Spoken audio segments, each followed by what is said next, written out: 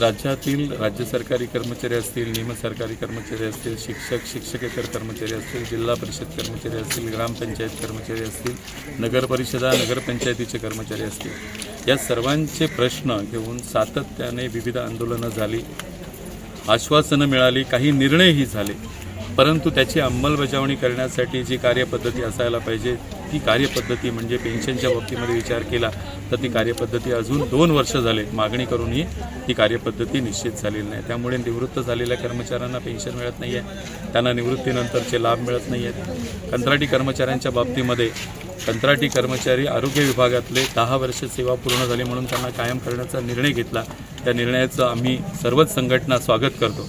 परंतु इतर विभागामध्ये जे कर्मचारी काम करत आहेत, वर्षानुवर्ष काम करत आहेत, घाणीतलं काम करत आहेत, प्रत्यक्ष जबाबदारीची कामं करत आहेत, त्याही कर्मचाऱ्यांना 10 वर्ष झाल्यानंतर त्यांनाही तो लाभ मिळाला पाहिजे।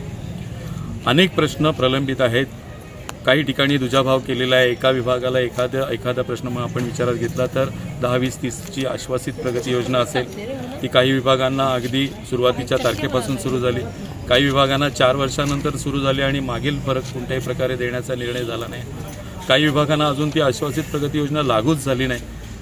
शिक्षक शिक्षकेतर कर्मचाऱ्यांचा प्रश्न तो आहेच की त्या ठिकाणच्या पटपडताळणीमध्ये जर कमी संख्या असेल तर शाळा बंद करण्याचे निर्णय होतात आणि मग ते सर्व शिक्षक ज्यांनी आपल्या आयुष्याची काही वर्ष त्या ठिकाणी प्रामाणिकपणे दिलेले असतात त्यांच्या पुढे सेवेचं काय, असे अनेक प्रश्न अनुत्तरित आहेत। आणि म्हणून या सगळ्या प्रश्नांना घेऊन एकूण 18 प्रश्नांना घेऊन आज आंदोलन सुरू झालेलं आहे। महसूल खात्याच्या माध्यमातून ते सुरू झालं असलं तरीसुद्धा त्यामध्ये शिक्षक शिक्षकेतर कर्मचारी देखील काही ठिकाणात उतरलेले आहेत, जिल्हा परिषदेचे कर्मचारी उतरलेले आहेत, कृषी विभागातले कर्मचारी उतरलेले आहेत। 2 दिवसामध्ये जर प्रश्न सुटले नाही तर नगर परिषदा आणि नगरपंचायती देखील महाराष्ट्रामध्ये आंदोलनामध्ये उतरतील।